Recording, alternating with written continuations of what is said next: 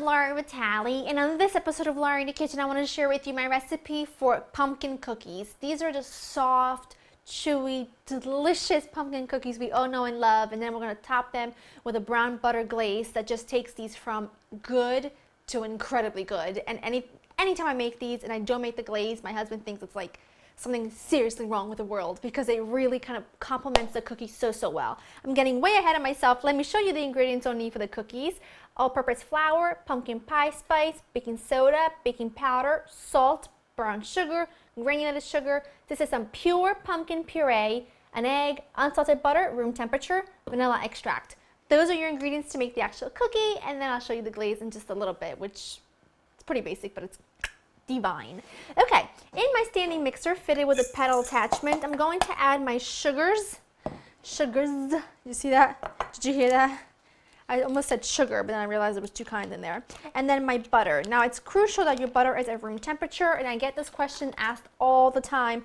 How do you get your butter to be at room temperature? I leave it out overnight. If I forget to do that, the oven's preheated, which you want to make sure yours is too at 350.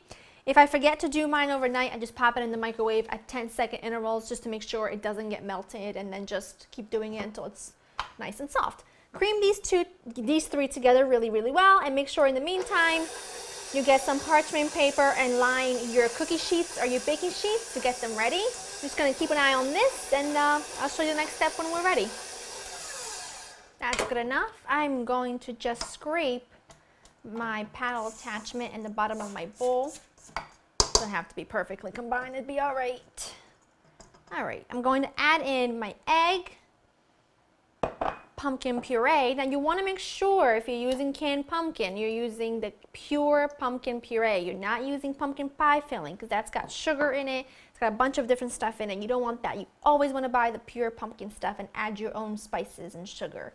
Vanilla extract, and now put this back up, and you want to cream this together until you have everything really well combined. Okay, let's add in our dry ingredients. I'm just going to take my spatula and just mix these together ever so lightly.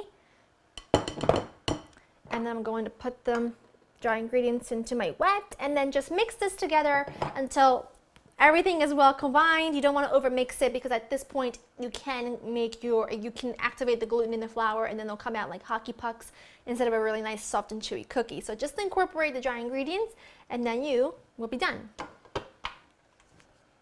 Okay, now what I have here is a cookie sheet, and I've got my handy dandy ice cream scoop, and if you don't have one, you just need a tablespoon measure. This is 1 tablespoon measure. That's all you need. 2 tablespoons will do the job. All I'm going to do is scoop these babies out a couple inches apart from each other. It's really important that you do that, just in case they were to fan out a lot, then you won't have a big mess on your hands. You won't have one giant cookie. I mean, it'd be good. You probably could do a whole recipe on that. Note to self. But you won't have individual cookies. Okay, just go ahead and form out all your cookies.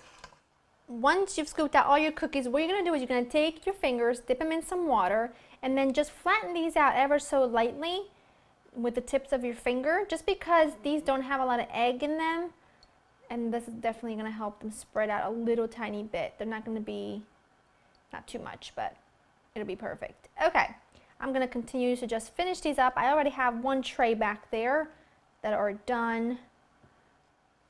Now these are going to go into your oven preheated at 350 for about, I would say 12 to 15 minutes. It totally varies depending on your oven. You're just looking for the edges to be a lightly gold and brown color, and then let them cool completely, and I will show you what they look like when they are there. While my cookies continue to cool, we're going to get started on the brown butter little glaze we're going to make for them. What I have here is some unsalted butter, and now to that, well, I'm going to add that to a small little saucepan or a small skillet, whatever you've got. Now you're going to let this cook on the slowest setting on your burner for about 4 to 5 minutes. It really depends. It could take about 8 minutes, or until your butter is a lovely deep golden brown color.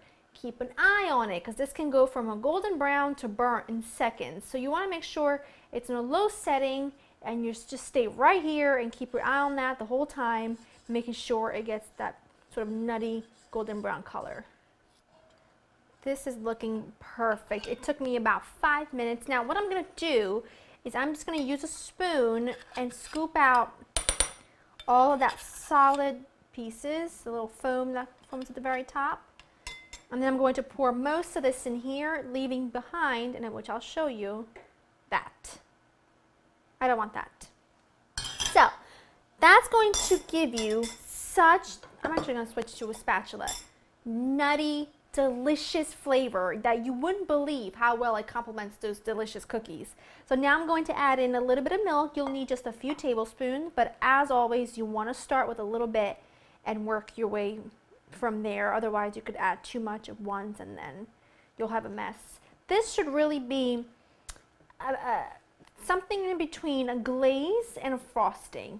Not thin enough to be a total glaze, but not thick enough to be a frosting. So just something in the middle, like a happy medium there. Just keep mixing it with your spatula. Do you want to add just a splash of vanilla to that? Mix it in.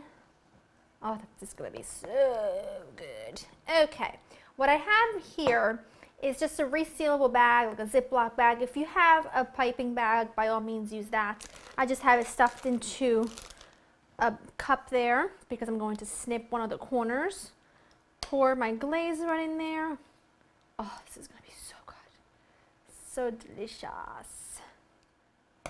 Snip out a small little piece at the very end. And then I just go back and forth. I keep them on the same baking sheet so I can make a big mess if I want to. And it's fine. If it's got one less thing to clean, I am happy about that. Last batch here. Yeah. They look like a delight. Now, these need to set, of course, but who are we kidding that I'm going to wait for these to set? I'm going to go for this one right here. This is going to be delicious. Soft, chewy. That is bomb. These are delicious. If you're doing like a gift exchange with some of your coworkers maybe, or your neighbors, you want to make them a different cookie, like a different than a chocolate chip. These are sure to please. They've got that really classic pumpkin texture, taste, all that fun stuff. And they took no time to make whatsoever.